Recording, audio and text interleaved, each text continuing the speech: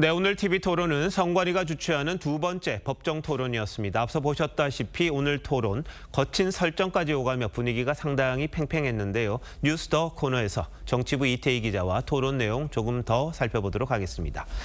자, 이게 첫 번째 토론 그래도 좀 차분했다 이런 평가가 있었던 것 같은데 오늘은 후보 간 공방이 상당히 격해졌다고 봐야 하나요? 어떻습니까? 오늘 주제는 사회 분야였지만 사실상 상대 후보를 공격하는 네거티브 공방으로 진행됐습니다. 토론 주제를 지켜달라는 사회자의 개입도 여러 차례 있었는데요.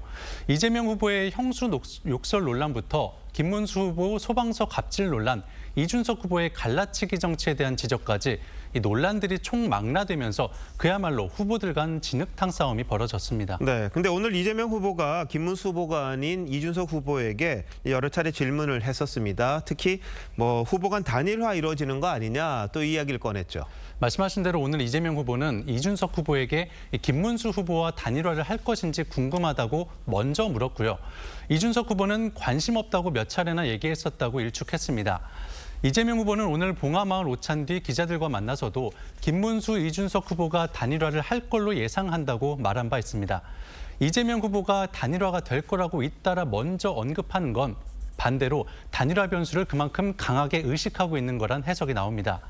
그 때문인지 오늘 이재명 후보는 김문수 후보의 예민한 공격에도 비교적 차분하게 대응한 반면 이준석 후보에겐 태도를 수차례 문제 삼으며 상당히 신경전을 벌이는 모습이 눈에 띄었습니다. 네, 단일화 일단 김빼기 작전 아닌가 싶기도 합니다. 이재명 후보의.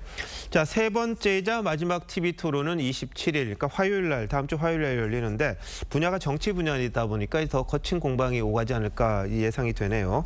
저희 여론조사 보여드렸는데 그 이야기 좀 해보죠. 오늘 발표된 여론조사, 한국갤럽 조사로는 공표기간 마지막 나오는 거죠? 그렇습니다. 오는 28일부터는 그 이후에 조사한 여론조사는 공개할 수가 없습니다.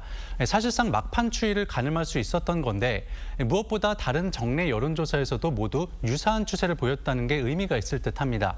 전화 면접 방식으로 진행되는 전국지표 조사와 ARS 방식으로 진행되는 리얼미터 조사에서도 최근 이재명 후보는 하락 추세, 김문수, 이준석 후보는 상승 추세가 공통적으로 나타나고 있습니다. 네, 이걸 보수층의 결집으로 볼 수도 있을 것 같은데 어떤 배경이 있다고 봅니까?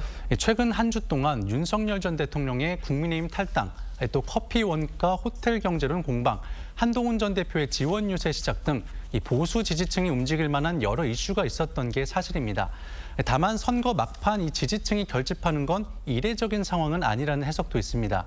박근혜 전 대통령 탄핵으로 치러졌던 2017년 때를 봐도 당시 선거 3주 전 자유한국당 홍준표 후보 지지율은 9%였는데 선거 직전 마지막 조사에선 16%까지 올랐습니다.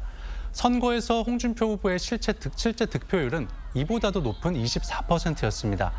민주당 역시 보수 결집은 이미 예상됐던 거라며 크게 의미를 부여하진 않겠다는 입장입니다. 네, 오늘 TV 토론에 대한 평가도 다음에 반영이 될 거고 마지막 토론도 볼 것 같으니까 유권자들이 어떻게 이제 인식할지 한번 지켜봐야겠군요.